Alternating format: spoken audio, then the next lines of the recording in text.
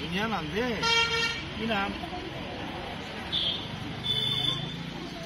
अच्छा नाम तुम्हारा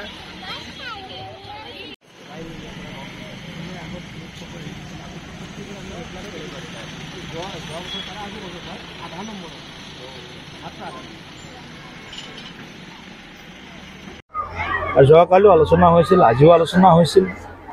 আইন এখন বনাইছে, আইন এখন বনাওঁতে ক'ৰবাত কিবা যদি ইয়াৰ সংশোধনো কৰিব লগা হয়, ইয়াত ব্যৱস্থা আছে। কিন্তু ৰাস্তা বন্ধ কৰি বা ৰাইজক অসুবিধা দি বা সাধাৰণ মানুহৰ যিসকল বহুত মানুহ এই বৃত্তিৰ লগত জড়িত, তেনেকুৱা মানুহবিলাকক মানে তেওঁলোকৰ ভাতে যিটো মানে অসুবিধা হয়, ভাতখিনি এসাঁজ দুসাঁজ খাই যিসকলে জীয়াই আছে, এওঁলোকৰ যিমান অসুবিধা হয়, এই কথাটো নিশ্চয় এই সংগঠনবিলাকে চিন্তা কৰি চাব লাগে। আৰু চৰকাৰে গোটেই বিষয়টো গুৰুত্ব সহকাৰে লৈছে, আলোচনা চলি আছে।